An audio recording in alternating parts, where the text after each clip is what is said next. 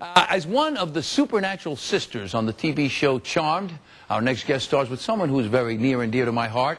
Have a little look.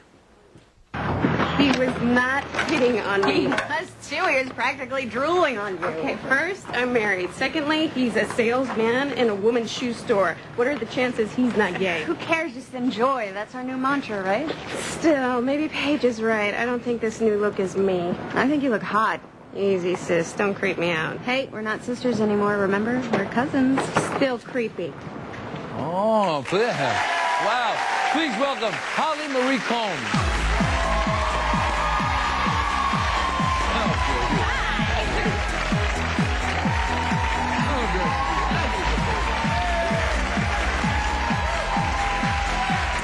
So pleased.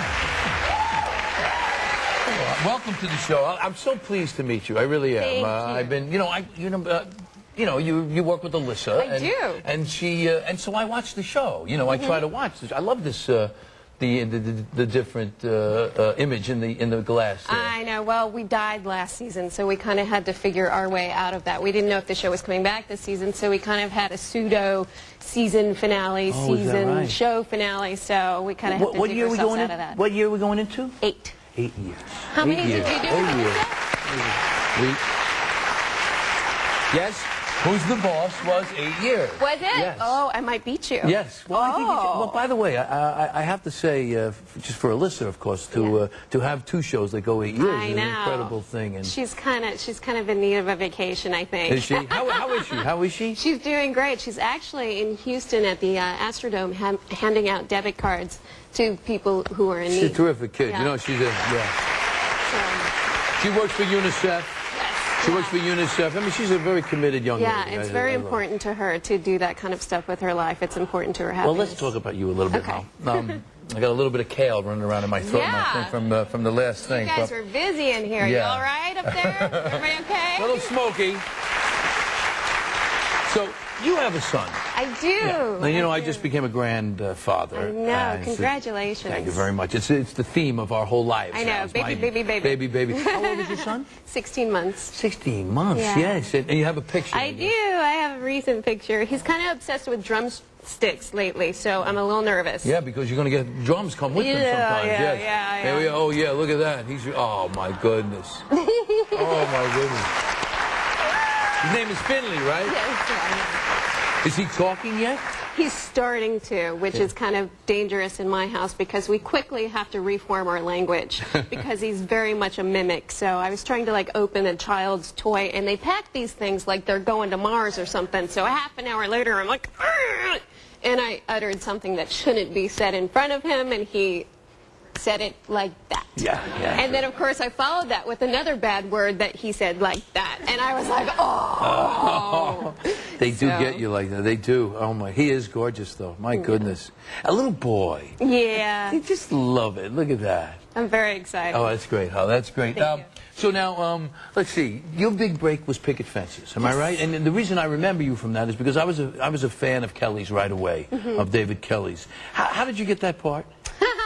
Well, it wasn't easy, let me tell you. I grew up in New York. I moved here when I was 8. I left when I was 18 for Picket Fences.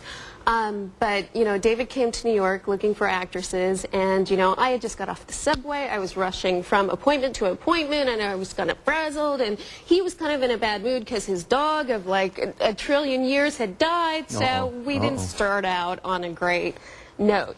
And so he looked at me at the end of my audition and said, I don't think you're right for this because, the way I wrote the character, she just has a really big heart.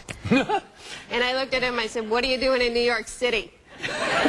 And he was like, so we didn't get off to the best start, but then he called me back a couple months later, and because, I couldn't find anybody else apparently. But you made an impression. You also made an impression, obviously. Yeah, and he said, you should be flattered. And I said, oh, really, why?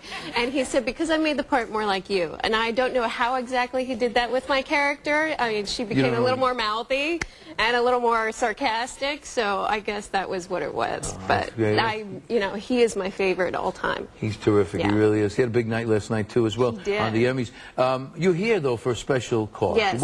Tell me about it, please. I'm here because I've kind of partnered partnered with Ortho Women's Health, and it's a company that's running a program that I go and basically talk to young women about being in control of their health and being more comfortable with their doctors, specifically their gynecologists, and you know, making the right decisions for their lifestyle and kind of being in control of their own destiny. You know, I have a daughter just went to college, so I I've will had be some coming for her. I've had some conversations with her. I Yeah. never thought of it. The things I've had to say. I know. And you come from this from a very interesting point of view. Well, yeah. Your mom had you very young. Well, it's similar to you because you had, you know, children at a young age. My mom was actually 16. My father was 18 when they had me. So we had some rough patches. We had some rocky roads where, you know, they were not really equipped to be parents, and it's rough on the kids of teenage my parents. son, I was 19 when my Yeah. son was born, and I oftentimes say he grew up in spite of me. Yes, You know. my mom says we grew up together, which we kind of did.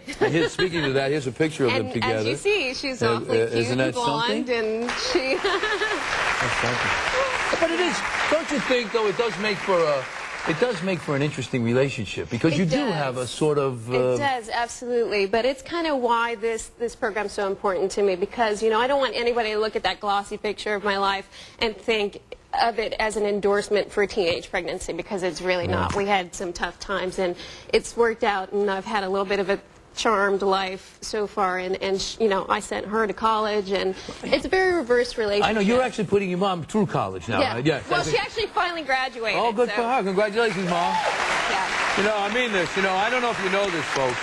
I don't know if you know this, but in this country, 30% of births are out of wedlock, and it goes up from there in different ethnic groups. So you got to really be careful. This is really serious.